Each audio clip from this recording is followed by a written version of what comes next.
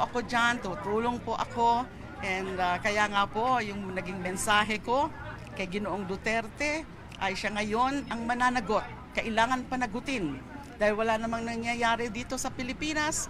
Konting-konti lang yung na-prosecute at nako-convict nila. At nandyan ang ICC. Tumutulong po tayo. I've been saying that na handang-handa po ako na tumulong talaga sa ICC para makamta.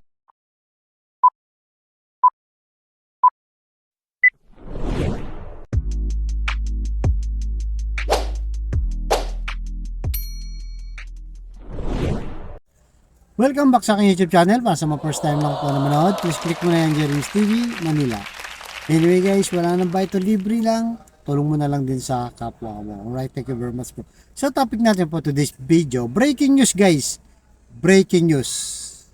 Dating Senador Leila de Lima, absuelto na sa lahat ng kanyang mga kaso. Yan guys, sinubaybayan natin yan. Lahat ng taong bayan nakatutok dyan.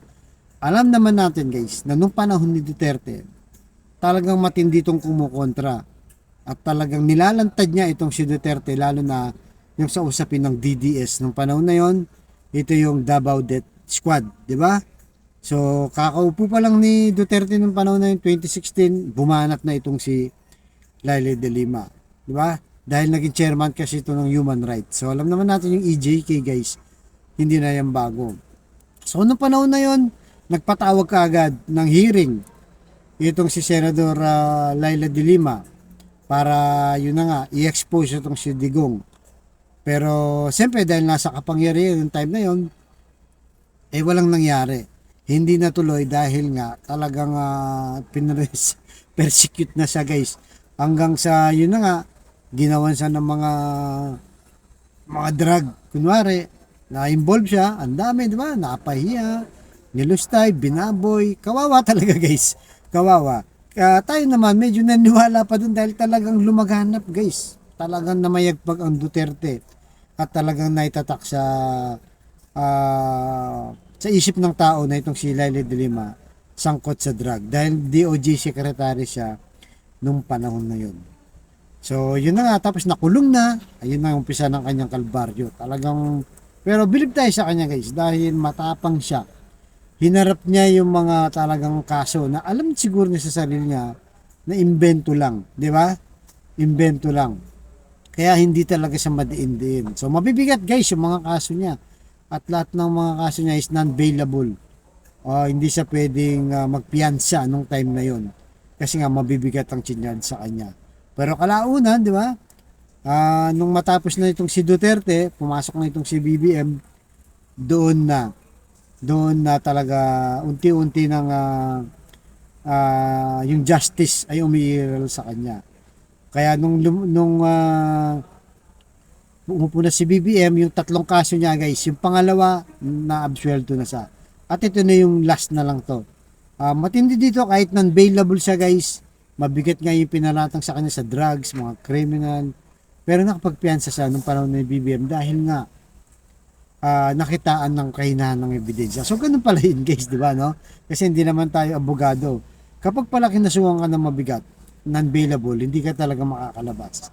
Pero habang gumugulong ang kaso at nakitaan ng korte na mahina yung ebidensya, pwede ka palang mag-bail o lumaya.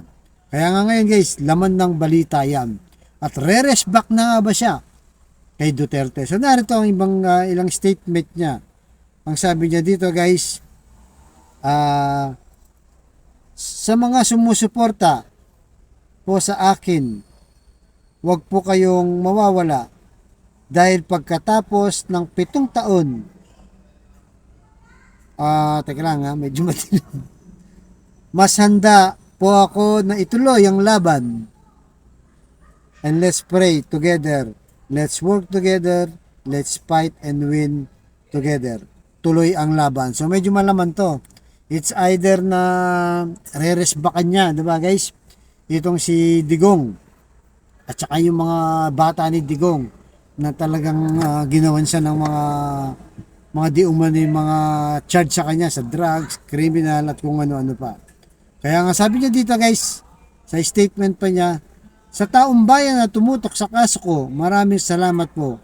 Sabay-sabay pa nating tutukan ang paniniguro na mababayaran ng mga abusado sa kapangyarihan at umalupista sa mga karapatang pantao ayon kay dating Senador Trillanes. Yun guys, di ba? Napakatindi guys. Mukhang reres back to itong si Digong. Nakita niya guys, di ba? Problemado ngayon si Digong. Yung mga taong binakbakan niya noon, ito na. Bumabalik na sila at nagiging klaro na at nabubuhay na ng loob. Kagaya ni Trillanes, di ba? Ganyan din ang ginawa sa kanya. Ginigipit siya ng timeline pero ngayon mabanguhin si Trillanes yan. Si De Lima. So patong-patong na. Guys, yung problema ni Digong ngayon, di natin alam ang gagawin niya dito. Problema din sa SMNI, sinara na, di ba? Yung BFF niyang itong si Kibuloy, wanted na. Di ba? Iniimbestigan na rin yung EGK. At ayon kay Trillanes, paparating na rin yung ICC. At ito pa, nakawala itong si na-absuelto itong si Senador De Lima at mukhang re-rest back guys. Re-rest back. Sana nga guys, talagang magkaroon nga ng justice talaga para madala yung mga umaabuso sa kapangyarihan pag nauupo sila sa ating bayan, di ba? At nakikita natin talaga naman parang tanim lang yung kaso kay De Lima kasi guys, di ba? Lahat ng mga testigo bumaligtad. Kaya nung time na yung bumabaliktad na sila, naramdaman guys, naramdaman ng Duterte voice ay talagang mukhang lalaya na nga itong si De Lima at ngayon talagang absuelto na. So kaya guys, anong masasabi nyo dito sa kaso ni Laila De Lima? Mapapatunayan talaga na tanim lang kasi tatlong mabibigat na kaso guys, absuelto siya. Ibig sabihin talagang political harassment lang din to dahil kalaban nito ni Digong. At ang aabangan natin guys, ang matinding aabangan natin ay yung pag-rest back. Re-rest backan ngayon nito ni Laila De Lima at sana nga magkaroon nga ng justice at para wag nang tularan yung mga nakaraang administrasyon sa panggigipit at umira lang tunay na justisya para sa lahat naman to guys, hindi lang naman kay De Lima, para sa lahat ng mga naapi o ginagawan ng mga kasukasuan lang.